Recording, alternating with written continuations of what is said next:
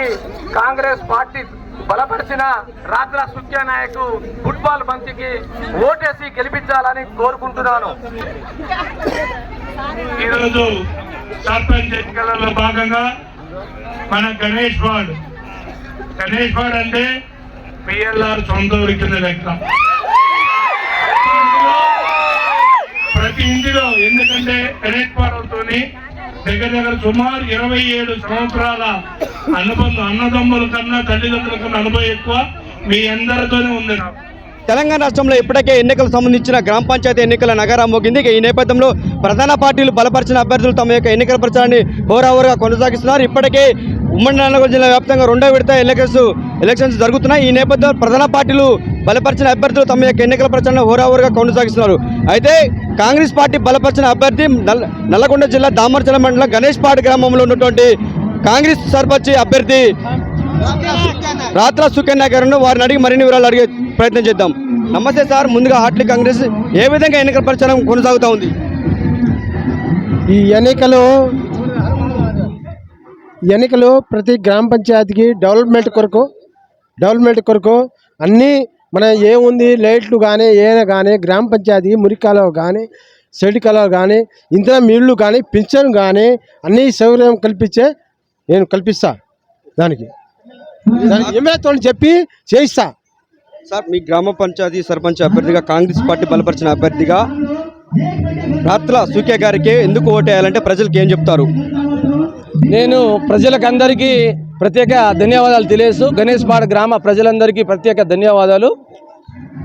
ఎందుకంటే ప్రభుత్వం సంక్షేమ పథకాలు 6 గ్యారంటీ స్కీమ్తో పాటు సంక్షేమ పథకాలు ఎన్నో ప్రవేశపెట్టింది. అందులో సన్న బియ్యం, ఇందిరమ్మ ఇళ్ళు, తర్వాత రేషన్ కార్డు, అదేవిధంగా సాగు చేసుకుంటూ ఉన్న ప్రతి ఒక్కళ్లకు భూమి పట్టా ఇవ్వటం జరుగుతూ ఉంది. ప్రతి గ్రామంలో మా గ్రామంలో సర్వే చేశారు. ప్రభుత్వ భూమి అంతా సర్వే చేసి బిఎల్ఆర్ గారి నాయకత్వంలో, మిర్యాలగూడ శాసనసభ్యులు బిఎల్ఆర్ గారి నాయకత్వంలో ఈ గ్రామంలో ప్రత్యేక సర్వే బృందాన్ని పంపించి ఆ సర్వే బృందం ప్రతి ఒక్క రైతులకు ఈరోజు సర్వే చేయటం జరిగింది. త్వరలోనే వాళ్ళందరికీ పట్టా ఇప్పిస్తానని ఈరోజు మీ అందరి తరఫున సుఖ్యా తరఫున నేను హామీ ఇస్తా ఉన్నా. ఈ ఎన్నికల ప్రచారంలో స్థానిక శాసనసభ్యులు బత్తుల లక్ష్మారెడ్డి గారు కూడా పాల్గొన్నారు. ఒక జోసు నింపుతా ఉంది గణేష్పాడ్లో మొత్తానికైతే. ఆయన కూడా ఎమ్మెల్యే గారు కూడా కొంచెం వాగ్దానాలు, వరాల జల్లు ఊరికి సర్పంచ్ అభ్యర్థి గెలిపిస్తే ఆ వరాల జల్లు కూడా కురిపిస్తారు. అవి ఏంటి చెప్పగలుగుతారా? అదేవిధంగా గౌరవ శాసనసభ్యులు ఇప్పుడే గణేష్పాడ్ గ్రామంలో ప్రచారానికి మా కాంగ్రెస్ పార్టీ అభ్యర్థి ప్రచారానికి వచ్చి పోయారు. అదేవిధంగా గణేష్ గ్రామంలో 200 ఓట్లు మెజారిటీతో వస్తే 200 ఓట్లు ఇందిరమ్మ ఇల్లు ఇస్తానని చెప్పడం జరిగింది. అదేవిధంగా 300 ఓట్ల మెజారిటీతో గెలిస్తే 300 ఇందిరమ్మ ఇళ్ళు ఇస్తానని చెప్పింది. అదేవిధంగా గౌరవ శాసనసభ్యులు వారి వ్యాపార రీత్యా ఇక్కడే పెన్నా సిమెంట్లో ఆయన పురోగతి చెందారు కాబట్టి ఈ గ్రామంలో ప్రత్యేక దృష్టితో ఇందిరమ్మ ఇళ్ళు అయితేంది సంక్షేమ పథకాలు ఎన్నో చేస్తానని హామీ ఇవ్వటం జరిగింది. ఎన్నికల ద్వారా, మీ గ్రామ పంచాయతీ ఎన్నికల ద్వారా మీరు ఒక కాంగ్రెస్ పార్టీ నల్లగొండ జిల్లా ప్రధాన కార్యదర్శిగా రాబోయే తరంలో మీకు మంచి భవిష్యత్తు ఉందని కూడా ప్రజలు చెప్తున్నారు. దీన్ని బట్టిపై ఈ ఎలక్షన్లో మీరు ఏ విధంగా ప్రజలకు యువతగా చెప్తారు మీరు మొత్తానికి? అదేవిధంగా అధిష్టానం గౌరవ శాసనసభ్యులు, అదేవిధంగా గౌరవ ఎమ్మెల్సీ, అదేవిధంగా ఎంపీ గారు అధిష్టానం ఏదైతే వాళ్ళు ఇస్తే అదిని తూచా తప్పకుండా ఈ ప్రజలందరి అభిమానంగా నేను వాళ్లకు తప్పకుండా వాళ్ళకు సేవ చేస్తానని కోరుకుంటూ ఎన్నికల మీ యొక్క గ్రామ పంచాయతీ ఎన్నికలలో ఎన్నికల మేనిఫెస్టో ఏ విధంగా పెడతారు? గ్రామ అభివృద్ధికి ఏ విధంగా పాటుపడతారు? సుఖ్యా నాయక్ ఈ గ్రామ ప్రజలందరూ సుఖ్యా నాయక్ని అభిమానిస్తున్నారు. వారు గనక ఈ గ్రామంలో సర్పంచ్గా గెలిస్తే ఇక్కడ చాలా అభివృద్ధి కార్యక్రమాలు ఉంది. అదేవిధంగా కొత్తగా ఇక్కడ ఆదాని కంపెనీ ప్రైవేట్ యాజమాన్యం ఉంది.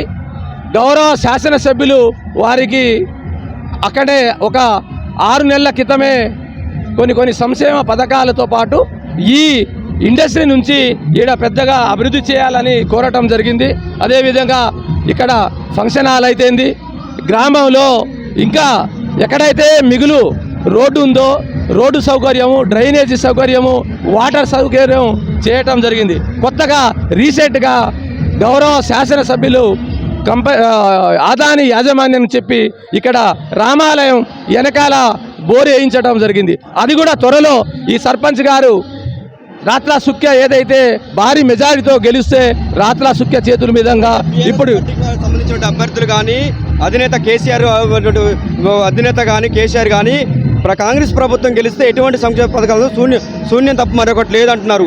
అదేవిధంగా గతంలో చేసిన అభివృద్ధి తప్ప మార్కు ఏం కనిపిస్తుందని చెప్పేసి కూడా ప్రజార్థ పార్టీకి సంబంధించిన అభ్యర్థులు చెప్తారు. ఈ బీఆర్ఎస్ నాయకులు 10 ఏళ్ళు ప్రభుత్వంలో ఉన్నారు.